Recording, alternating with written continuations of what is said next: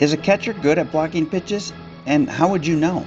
Since there is no objective scale used to determine this, we are left with what our eyes think they can see, and that can be deceiving. So I've set out to come up with an objective standard to score youth catchers and their ability to block pitches. What to expect? Since this is going to include a lot of talking and explaining, I'll start by laying out where we are going here. First, we'll define the terms, then we'll explain what is scored and how. Then we'll look into 2020 for both our team's catcher and the opposing catcher's group together, examine the results. Then we will do the same for 2021 and look at only Division I varsity high school catchers.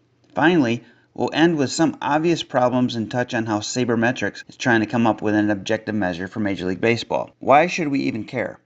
Going into what turned out to be a 2-year project, it was my assumption that blocking pitches was the one skill our catcher was most lacking in when compared to all other skills a catcher needs. But it's hard to encourage improvement when there's literally nothing actually being measured. So how do we measure blocking skills?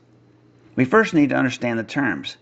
A pass ball, for example, is something already measured if scored accurately, so we are not including those. You can see our previous video on the difference between a pass ball and a wild pitch. For this scoring system, a pass ball is any ball that the catcher could have reasonably caught but missed and that did not touch the dirt before reaching his glove. They are very rare. The wild pitch for scoring is a pitch that is not reasonably caught or hits the dirt before reaching the catcher's glove and allows a runner to advance a base, including the batter if it was strike 3. But what we need to score, that the scorebook doesn't, is how many opportunities were there for the possibility of a wild pitch with a runner advancing that did not occur because the catcher successfully blocked the pitch. To come up with our base number of total opportunities, we need to count every time a pitch that, had it gotten away from the catcher, allowing the runner to advance, it would have been scored a wild pitch. That means every pitch in the dirt that the catcher blocks or picks is counted, but we can only count them if there was a chance for a runner to advance. That means if no runners are on base and the batter has less than 2 strikes, we don't count that as an opportunity since no runner could have advanced anyway. Where do the numbers come from? They come from video review. It took about 10 minutes to score this for an average game. Only having to watch one team and being able to skip to just the actual pitches made it go really fast. Doing this during a game may be less desirable when it's so easy to do on camera afterwards. Also, video allows us to review on borderline pitches and remove the impossible pitch. That's the pitch that no catcher, no matter how good, is going to stop, like a ball that's 5 feet over the catcher's head. This is subjective, but we don't want to penalize a catcher for something he had absolutely no opportunity to stop. For the year 2020, there are 25 games only counting one catcher. The team season ended in 19-7-1. Yes, you can apparently tie in baseball. 2 games were not caught by the catcher we are scoring, and of the 25 games he did catch, 4 innings were caught by another catcher, so those innings are not scored. We are looking at an individual, not the team itself. The type of pitches are divided into 6 areas. Balls in the dirt to the left, right, and in front. Balls to the left and right. Balls that are high, and if a ball is high to the left or right, I just counted it simply as a high pitch. In those 25 games, there were 220 pitches that were wild and needed to be stopped. And here comes the shocker. Only 1% of those pitches were balls that were in the dirt to the catcher's left side. Just 2 out of 220 potential wild pitches fell into that category. That really surprised me. All of the pitchers were right-handers, and judging on this stat, one could assume that most lefty pitchers might miss to the left and not right, but we'll have to see that as we look into more games and refine our system. Now we can look at the success rate based on the type of potential wild pitch. The balls in the dirt were more difficult than those not in the dirt, which we would expect. Blocking balls in the dirt to the left don't have enough opportunities to help, but the rest do. The triple spots are balls in the front that hit the dirt. And what type of pitch might be in front and in the dirt? A fastball. And catchers don't typically anticipate fastballs in the dirt, so they will be less likely to block them. Not to mention there isn't much time to react to block a fastball. Most professional catchers, when asked about the fastball in the dirt, will say, "You survive a fastball." Usually they are picked rather than blocked. I would think the most difficult one is a sinker. That stays up here and then I don't think catchers ready to block a fastball. No. We call that survival. Yeah, survival. Okay. But I would bet that most guys that bark at you or catcher for a fastball not being blocked somebody that never caught before in their life. So again, this isn't an excuse not to block a fastball, but I just want you to understand, guy throws a fastball in the dirt, it's not about mechanics anymore. It's about doing whatever you have to do to just save that ball. Yeah. Right? Does that make sense? However, and this one is important, if you have a pitcher that is known to hit the dirt on a fastball, the catcher ought to start anticipating it and being ready, especially if the game situation depends on it. That being said, spiked fastballs are more on the pitcher than the catcher. It shouldn't happen, and when it does, it's really difficult for any catcher to block it in the traditional sense. So after about 4 hours of scoring the 25 games, we arrive at the final number, 85% success. And then it dawned on me, I have no idea if that is good or not. I have no benchmark in which to compare. Before I started, I guessed he'd be at about 90%, but a guess really doesn't mean much. So back to the games again, this time tracking the same data only for the opposing team's catchers. That should provide some basic benchmark. I'm going to guess that since we ended our season 19-7-1, and yes, you apparently can tie in baseball, since that was our record, and since I know of all the catching skills a catcher needs, our catcher's weak point is blocking, I'm going to guess that our opponents will score 80%. I will also predict that they will score better on balls in the dirt in front of the catcher and worse on every other pitch. 4 hours later, actually a few days, it may be surprising, but I do have a life.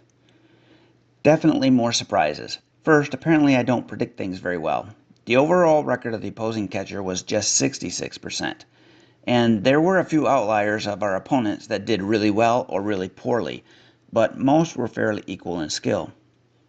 Here are the overall results. Again, very few pitches to the left in the dirt. A few more, but just 5% of wild pitches were in the dirt to the catcher's left. We faced a good number of lefty pitchers as well. Anyone wanting to make an educated guess into why so few pitches are in the dirt to the catcher's left, post a comment, because it's a bit of a mystery to me. One big surprise in this data is how poorly the opposing catchers did on balls in the dirt to their right. I guessed correctly that opposing pitchers would do best on balls in front of them, but even those were not as good as our catcher, who, I have to admit, I always thought this was his weakness. Turns out, with the exception of the ball straight at the catcher in the dirt, he's far and away exceeded our opponents. And I don't owe him an apology. He still needs to work on this skill. What I can't do is compare him to the best catchers out there. Like I said, there were some outliers in catchers that we faced, some of them very good. It'd be better to compare against the best of the best rather than compare against the average.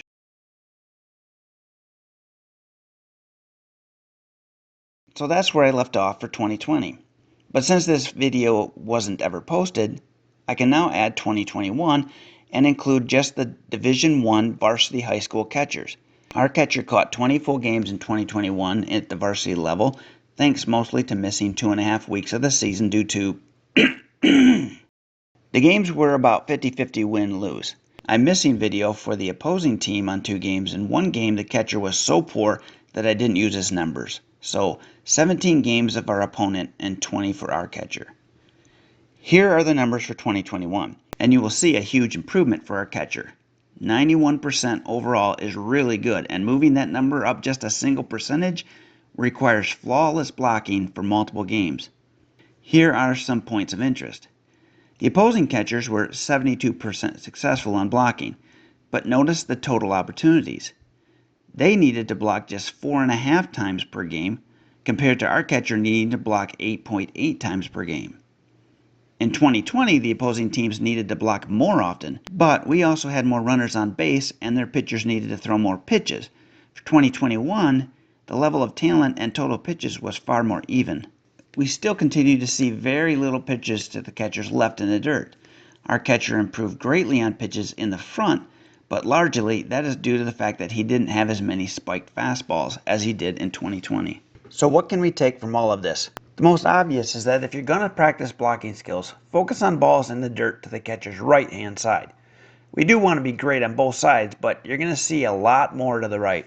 Also, if a catcher is good at blocking, that will open up the possible pitch selection for pitchers, particularly with a runner on third. If you trust your catcher, he will throw a pitch with confidence. And if the coach is calling pitches, then he will be more willing to call a curveball in the dirt for a swing and miss pitch than a coach who does not trust the catcher. In 2021, there was one catcher that was a senior that had already committed to a D1 college as a catcher. We faced that catcher in 3 games. It was very obvious he was good. He saw more pitches needing to be blocked than any other catcher we faced. He needed to block or stop 20 pitches in 3 games. He scored 80% success, but that is just 3 games and is way too few to judge. But obviously with this catcher, the pitchers were far more willing to throw pitches that were going to end up in the dirt because they trusted their catcher. This leads us to another shortcoming in that we cannot gain very much information from just 1 or even 3 games. It's not until the season is over that you can really start to get a gauge for what a catcher is good at and where he needs work. So this score does require an entire season, or I'd say at least 10 games, to begin to show a trend, and obviously the more games, the more accurate. Another issue I found was that the number of pitches that were missed with no runners on base, but the batter had 2 strikes. Technically this is a risk and the ball should be blocked, but there were a good number that were not. After all, if the ball is so far out of the zone, what's the chance that the batter swings? I wish I could go back and count how many of those misses occurred for both our catcher and the opponent's. The intentional curveball in the dirt to entice a swing and miss obviously needs to be blocked, but many times the catcher simply didn't concern themselves with blocking or stopping every pitch in that situation, but it was still scored as a miss. And finally, what about Major League Baseball and sabermetrics? What is their view of the wild pitch and catcher blocking? This was not an easy topic to research, but I did find 2 very useful articles that I linked to in the description below. Sabermetric types do not appear to value blocking nearly as much as I thought they would, but that likely stems from the fact that Major League pitchers don't miss often. Blocking, while important, becomes so rare that at the highest level, its value drops. For example, here are 2 games from a doubleheader against the same team. The only difference was that each game had a different starting pitcher. The first game required the catcher to stop 14 potential wild pitches, and he did stop 13 of those 14. This is the one he missed. Usually this is an out, but number 22 here happens to be very fast, so it was scored a miss. The second game required 0 pitches to be saved. There wasn't a single potential wild pitch for the whole game. Therefore, one can surmise that blocking skills as an overall effect on the game's outcome actually is less valued the less potential wild pitches are thrown. For Major League Baseball, this is the breakdown of the catcher's skills that can be measured. The skill of game management and pitch calling, working with pitchers and leading on the field are very important, but can't be measured, so it's not included. The main reason pitch framing is such a high number and blocking so low is because the sheer number of times each is used in an average game. You receive roughly 100 times more pitches than you block. While failing to block can give up a run, but failing to frame can only lose a single strike, possibly. The fact that the pitcher will catch 100 pitches for every blocked pitch at the professional level means the relative value is shifted in ways we wouldn't necessarily expect. At the youth level, blocking is significantly higher in importance than this graph shows. And we should mention that the better the catcher, the more confident the pitcher, and the more willing to throw pitches that might need to be blocked. What gets measured gets improved. And since the catcher in this video being measured knew in 2021 that he was being measured, he improved tremendously.